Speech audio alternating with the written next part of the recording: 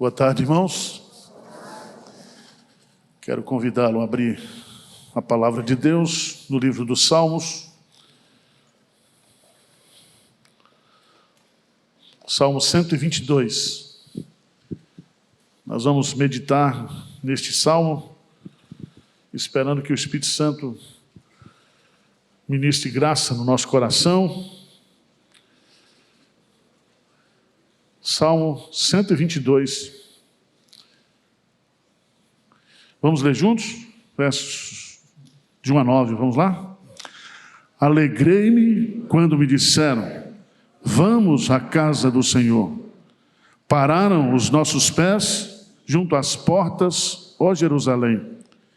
Jerusalém, que estás construída como cidade compacta, para onde sobem as tribos do Senhor, como convém a Israel, para renderem graças ao nome do Senhor. Lá estão os tronos de justiça, os tronos da casa de Davi. Orai pela paz de Jerusalém. Sejam prósperos os que te amam. Reine paz dentre os teus muros e prosperidade nos teus palácios.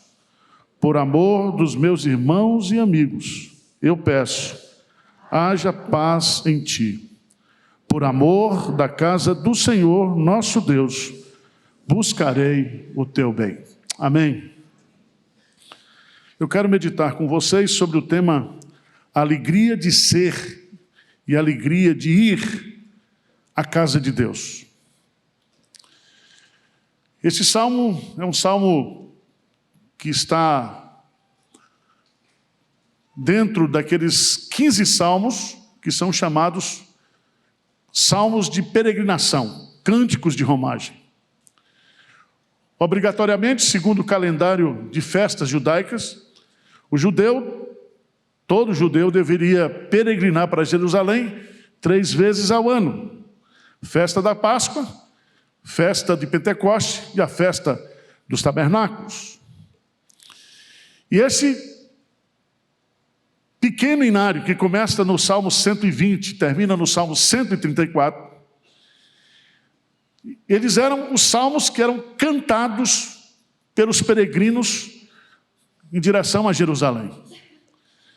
O Salmo 120, a pessoa está saindo para a peregrinação. O Salmo 121, ele está clamando por Deus proteção na peregrinação. E o Salmo 122 é quando ele chega em Jerusalém. Chega em Jerusalém. E é muito interessante, porque o tema deste salmo é alegria. Alegria de ter saído, alegria de ter sido protegido, mas alegria de estar em Jerusalém, onde ficava o templo. E, meus amados irmãos, ser cristão é sinônimo de alegria. Santo Agostinho, ele diz que o cristão, abre aspas, deve ser uma aleluia da cabeça aos pés. Lutero também diz que o cristão deve ser uma doxologia viva. Se você é cristão, e se você é uma pessoa que vive infeliz, tem alguma coisa errada com você. Um cristão triste é como encontrar um demônio humilde. É uma contradição. A alegria, ela é fruto do Espírito Santo. A alegria é a consequência da salvação, porque o Evangelho é o Evangelho das boas novas de grande alegria. Billy Sunday, um evangelista, ele diz: se você não tem alegria na vida cristã, existe vazamento em algum lugar do seu cristianismo. É igual o motor, está vazando. Porque o crente, ele é movido pela alegria. A alegria do Senhor é a nossa força. A alegria do Senhor é algo que aconteceu na minha conversão, quando eu fui convertido pelo Espírito Santo, essa alegria foi tão grande que ela inundou os céus e os anjos ali se alegraram por um pecador que se arrependeu na terra. O judeu, quando chegava em Jerusalém, no templo,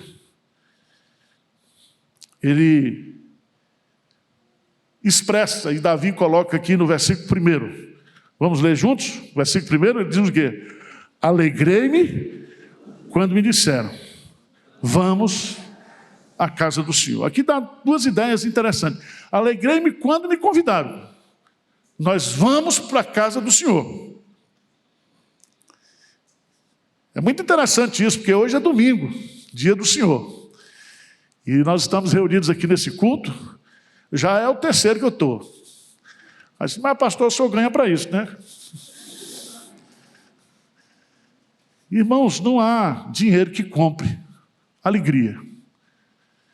Você trabalha a semana toda, luta a semana toda, tem as suas lutas, mas quando chega no domingo, você tem que ter a alegria de dizer, hoje eu vou para a casa do Senhor. Hoje eu vou adorar o Senhor. Hoje eu vou encontrar com os meus irmãos. Hoje Deus vai falar comigo. Hoje eu tenho muita coisa para dizer para Deus, para agradecer a Deus por tudo que Ele tem feito na minha vida. Mas o salmista diz, alegrei-me quando me disseram, vamos à casa do Senhor. Mas no versículo 2 ele diz, pararam os nossos pés junto às tuas portas, ó Jerusalém. E eu estou alegre quando me convidaram, eu estou alegre porque cheguei. Os meus pés estão às portas de Jerusalém, eu consegui chegar. Irmãos, a alegria da expectativa se transformou na alegria da realização. Esse salmo, ele pode ser entoado pela igreja do Antigo Testamento, e ele pode ser entoado pela igreja de Cristo no Novo Testamento. A alegria da igreja do Antigo Testamento estava resumida ao povo judeu, a nação de Israel. Mas a alegria da igreja do Novo Testamento é que nós, como igreja, somos pessoas de todas as tribos, todas as raças e todas as nações. Se você imaginar hoje, domingo, dia 14 de abril, quantos cultos já foram celebrados no mundo, na China, na Coreia, nos Estados Unidos, na Índia, aqui no Brasil, quantos cultos, quantas mensagens, quantos hinos, quantas orações. Então nós somos essa igreja. Mas eu queria meditar com vocês, à luz do texto,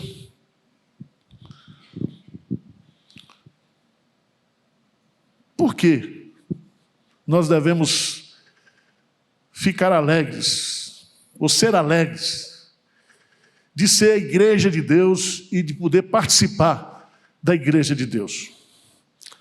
A primeira razão que eu encontro está no versículo 3, veja aí, veja o que Davi vai declarar. Vamos ler juntos? Jerusalém, que estás construída como cidade, o quê? Compacta. É tão interessante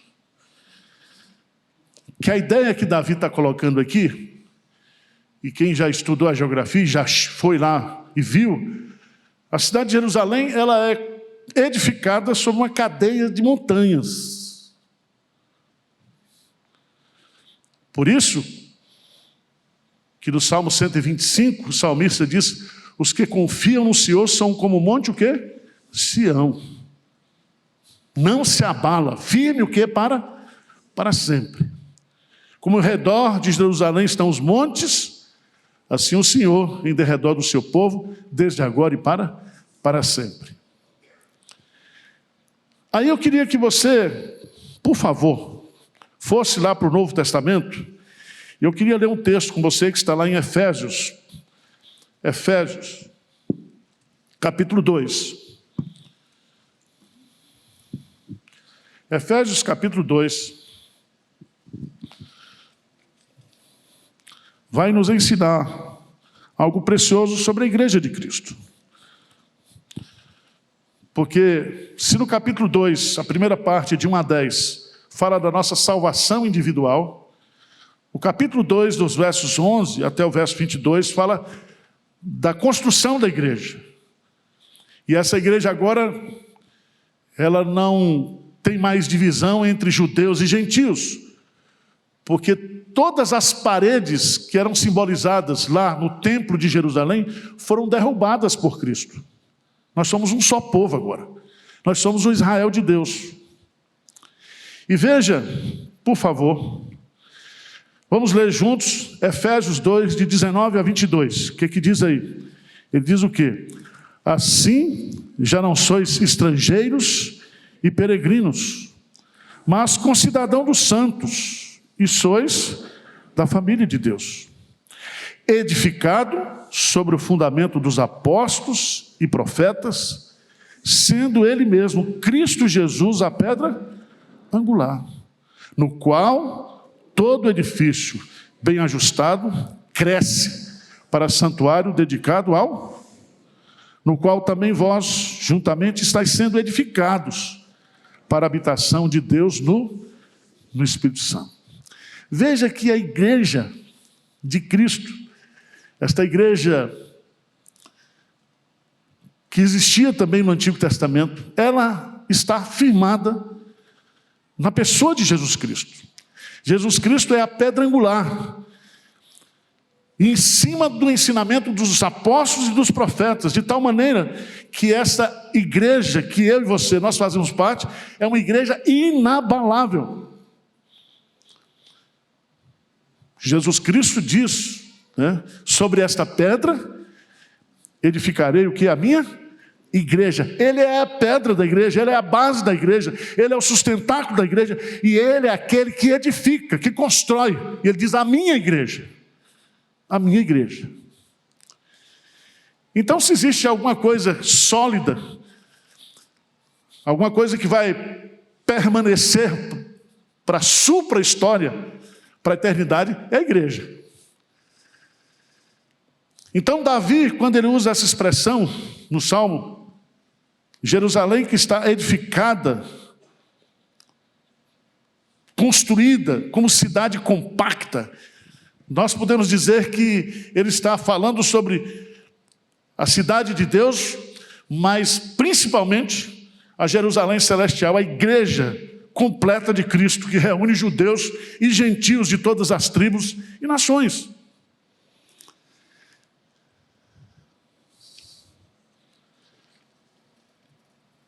Presta atenção, irmãos. Todo mundo está piorando, todo mundo vai piorar. Só uma coisa está melhorando: a igreja de Cristo, o povo de Deus. Deus trabalha santificando, purificando, transformando a sua igreja. Às vezes a gente entra em desespero quando a gente começa a olhar para os defeitos da igreja, mas Cristo está caminhando aqui dentro da igreja, a igreja é dele. E ele sabe quem é joio, sabe quem é trigo, e ele diz que vai crescer juntos mesmo. Mas um dia ele vai apresentar ao Pai essa igreja perfeita, santa e gloriosa. Então, Davi vai nos dar uma aula dizendo, olha, vocês como igreja, vocês que vêm à igreja, devem estar alegres, porque vocês estão edificados sobre um fundamento inabalável.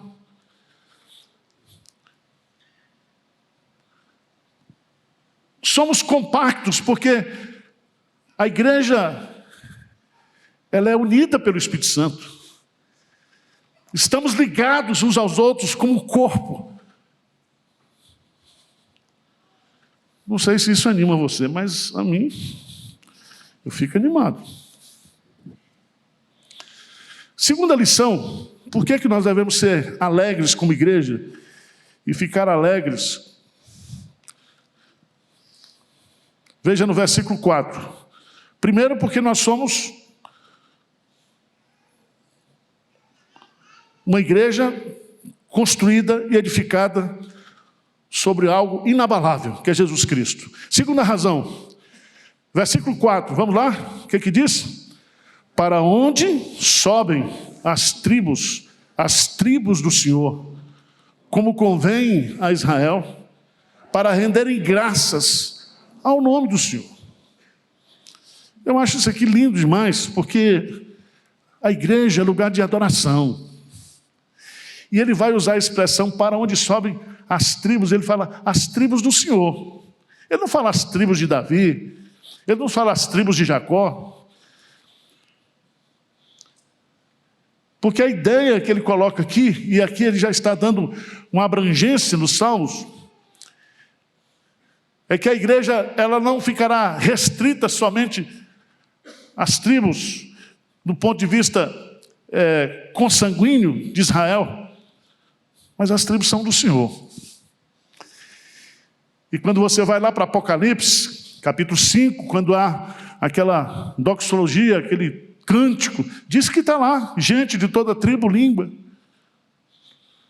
que foram pessoas que foram compradas pelo sangue do Cordeiro. Irmãos, não tem coisa melhor do que vir para a igreja, de cantar como nós cantamos aqui.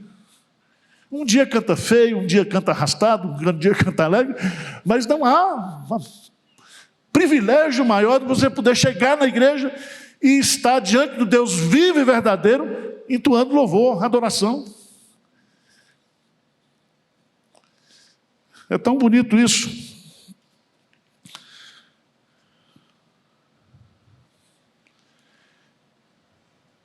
A igreja é o único empreendimento da história que está caminhando para o apogeu. Presta atenção nisso. Nós estamos caminhando para um dia sermos uma igreja perfeita. E prestaremos a Deus um louvor o quê? Perfeito. Por isso que o salmista no Salmo 115, ele diz, né, os mortos não louvam ao Senhor, nem os que descem à sepultura, mas nós bendiremos ao Senhor desde agora e para sempre. Veja lá no Salmo 100, por favor, no Salmo 100. Esse salmo é de uma preciosidade muito grande, porque ele é um convite de celebração, um hino de ingresso ao templo, e é um convite de celebrar e com júbilo ao Senhor todas as terras. Servir, ou seja, adorai ao Senhor com alegria, apresentai-vos diante dele com cântico. Por quê? Porque eu sei, você tem que saber, que o Senhor é Deus, e foi Ele que nos fez, e dele somos o seu povo, rebanho do seu pastoreio. Entrai por suas portas com ações de graça, porque o Senhor é bom, a sua misericórdia dura para sempre, e de geração em geração a sua fidelidade. Então é um privilégio, uma alegria contagiante saber que nós somos adoradores por excelência e que Deus está nos transformando em adoradores perfeitos. Um dia nós o adoraremos porque nós o veremos como Ele é e seremos semelhantes a Ele.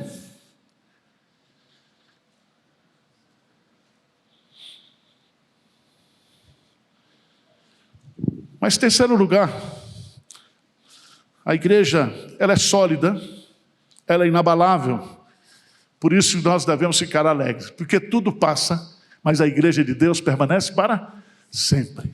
Ela está firmada na rocha, que é Cristo. Segundo, é lugar de adoração. É a família de Deus reunida, comprada, santificada, e um dia glorificada, para adorar o Senhor para sempre, para viver com o Senhor para sempre. Mas em terceiro lugar, eu queria que você lesse o outro versículo que está aí.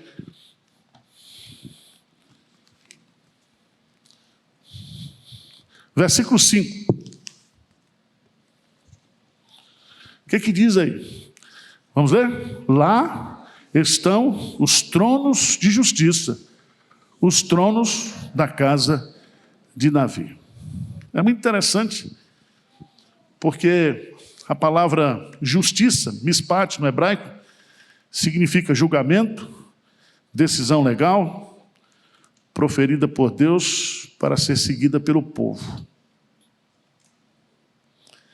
Presta atenção que a ideia que Davi está colocando aqui é que é da igreja, é a partir do ministério da igreja que os mandamentos do Senhor são ensinados, que a palavra de Deus é pregada. É na igreja, e foi para a igreja, que Deus, de uma vez por todas, entregou a fé aos santos. Então pense nisso. É da igreja, e é através da igreja, do testemunho da igreja, que Deus fala ao mundo. É através da igreja e da palavra na igreja que Deus, o supremo pastor, apacenta a sua ovelha e faz essa igreja crescer através da pregação do evangelho. Lá estão os tronos de justiça, os tronos da casa de Davi. É da igreja que nós conhecemos a justiça de Deus, que se revela através do evangelho, para que todo que nele crê não pereça, mas tenha a vida eterna. É através da pregação do evangelho que a justiça de Deus é revelada. É através da pregação da igreja que a nossa justiça própria é anulada. É anulada.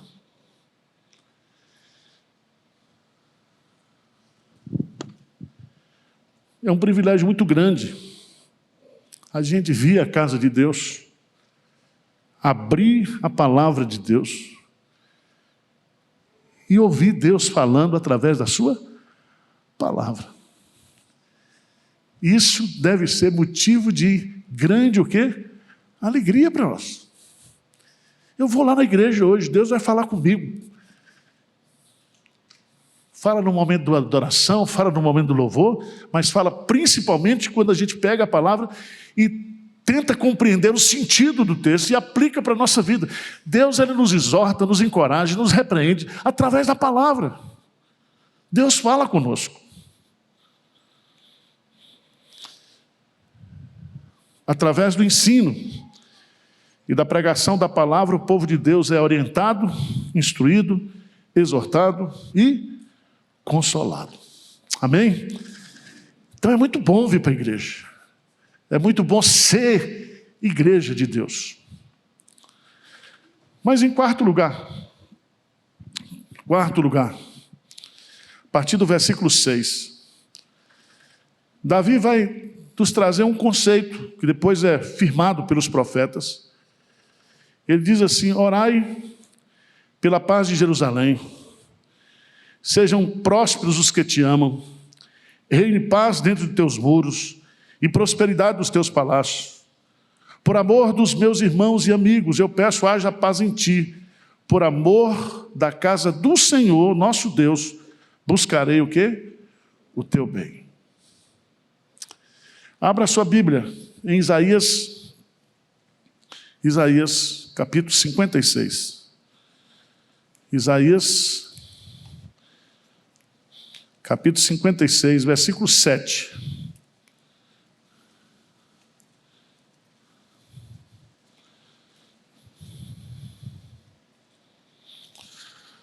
Diz assim, Isaías 56, versículo 7, também os levarei ao meu santo monte e os alegrarei na minha casa de oração. Os seus holocaustos e os seus sacrifícios serão aceitos do meu altar, porque a minha casa será chamada casa de oração para quem? Para todos os povos. Então Deus, ele chama a igreja de casa de oração. Mas casa de oração não somente para os judeus, mas para todos os povos. Existe aqui pelo menos 3 ideias nesse versículo que são fantásticas. Primeiro, é Deus quem diz que a sua igreja será chamada casa de oração. E Jesus confirma isso lá em João capítulo 2, quando ele expulsa os cambistas e vira as mesas dentro do templo. E ele diz: a minha casa não é casa de negócio, a minha casa é casa de oração.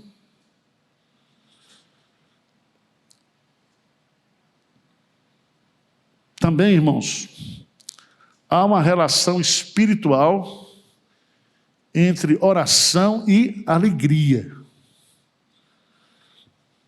A Bíblia coloca isso. Uma igreja que ora, um crente que ora, ele é mais feliz. Quando você pega um crente enfesado, é porque ele não ora. Os gramados não oram. Porque a oração é o oxigênio da vida cristã. E há uma relação muito forte entre a alegria. Geralmente quem ora é porque está carente, reconhece a sua fraqueza. Quem ora é porque tem motivo para agradecer. Quem ora é porque tem admiração pelo Deus que ele tem. Quando a gente ora, a oração mexe com as nossas emoções, transforma a nossa tristeza em alegria. Porque na presença do Senhor, há plenitude de alegria.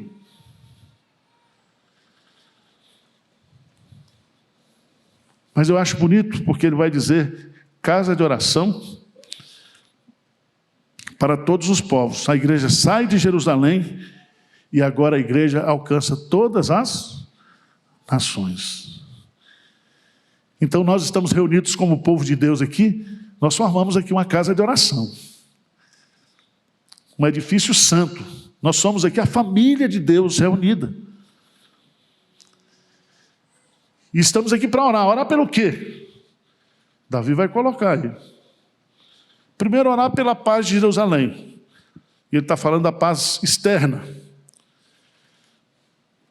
Depois, orar pela paz interna. Reine paz dentro dos teus muros e prosperidade nos teus palácios.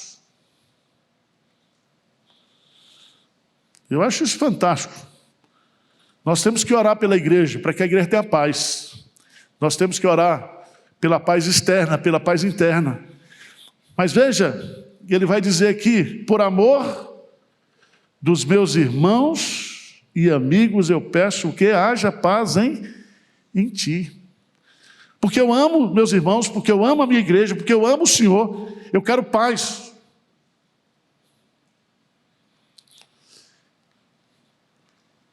Algumas pessoas ficam perguntando, pastor, essa briga que está tendo aí em Israel, o senhor está do lado de quem?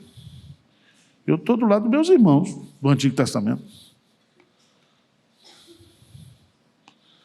Veja lá, Romanos, abra sua Bíblia, por favor.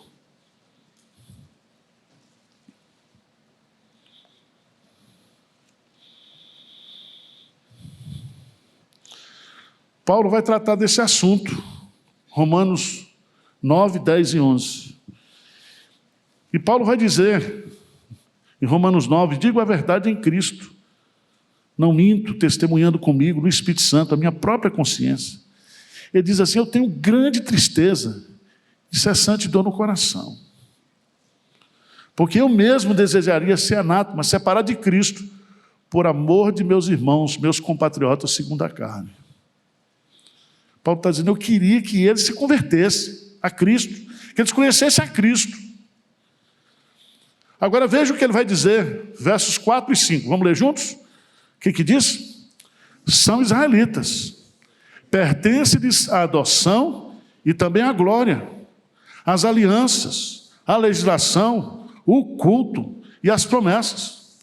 Deles são os patriarcas e também deles descende quem? O Cristo, segundo a carne, o qual é sobre todos, Deus bendito, para todos sempre, o quê? Amém.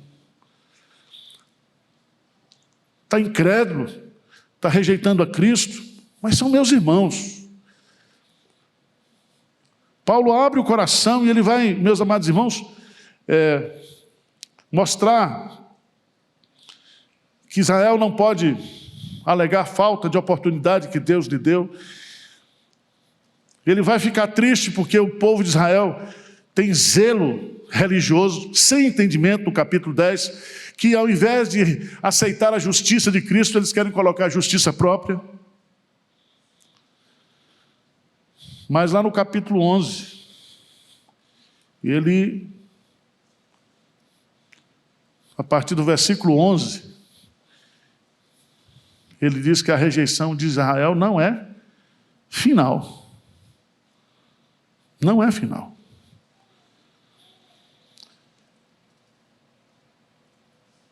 E ele vai dizer que se Deus endureceu o coração de Israel para que nós, gentios, fôssemos enxertados, Deus poderá produzir novamente uma grande conversão entre o povo judeu, reconhecendo eles que Jesus Cristo é o Messias, o prometido. Por isso que Paulo diz, eu sou apóstolo aos judeus e sou apóstolo também aos gentios. E ele queria que os judeus se convertessem a Cristo. Por isso que Davi, aqui nesse salmo, ele nos convida a orar pela paz de Jerusalém.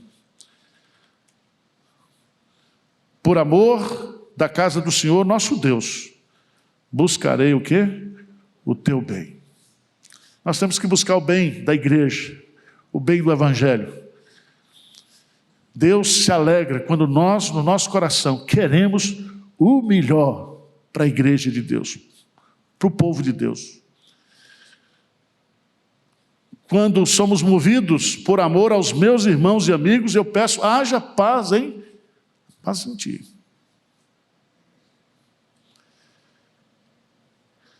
Eu não sei, mas ontem teve aquele ataque contra Jerusalém, partindo do Irã. E ali você vê, meus amados irmãos, a mão protetora de Deus. Porque os mísseis, os drones, não chegaram nem no espaço aéreo de Israel, foram derrubados.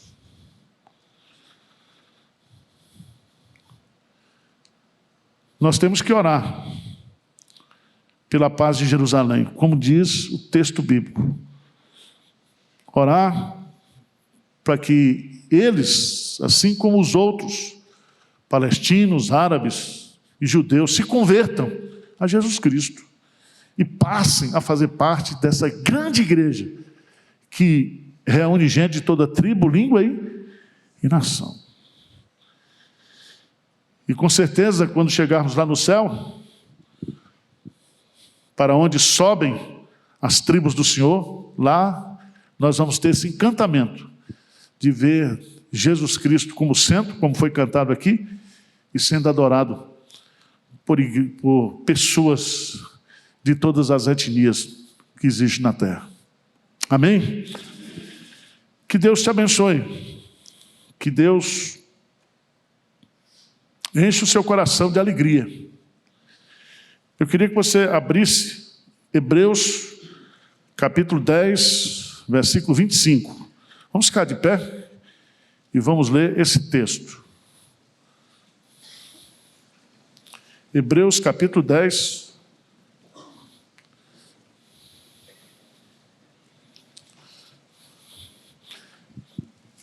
Vamos ler juntos? O que diz? Não deixemos de congregar-nos, como é costume de alguns. Antes façamos admoestações, e tanto mais quando vedes que o dia se aproxima. Não deixemos de congregar. Como é costume de alguns, não de todos, mas alguns. Que diz assim, eu sou de Cristo e eu não preciso de igreja. Quem disse que você não precisa de igreja? Toda ovelha precisa de pastor e da companhia do rebanho. A igreja é uma família, não é um orfanato. A gente vem aqui porque agora nós somos concidadãos dos céus. Nós temos cidadania celestial. E nós somos da família de Deus. E uma notícia que você vai gostar. E esses irmãos que são chatos aqui vão viver para sempre com você. No céu. Claro que vai passar pela glorificação, né? Vai melhorar. Mas você está achando ruim só porque vem aqui, enquanto... Não são todos, são uns chatinhos, tem uns, poucos. Você imagina a eternidade toda na presença de Deus. E se existe alguma coisa que nós iremos fazer no céu, é cultuar a Deus. Amém? Senhor Deus, olha para o coração da tua igreja. Tira toda a tristeza, todo o desânimo. Vem através desse salmo de Davi restaurar a alegria de ser igreja, a alegria de vir para a igreja, a alegria de trabalhar na igreja, de cantar na igreja, de servir na igreja, Senhor.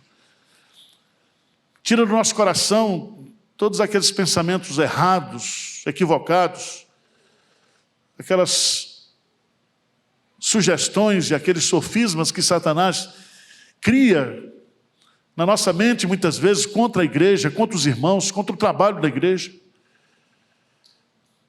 Restaura, Senhor, a nossa alegria de te servir como corpo, como família, como igreja. Quantas bênçãos, quantas orações respondidas, quantas mensagens consoladoras nós já ouvimos.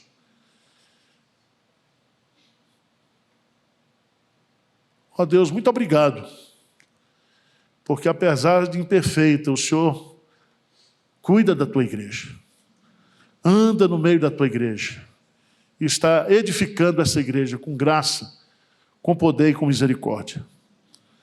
Nós oramos humildemente em nome de Jesus. Amém.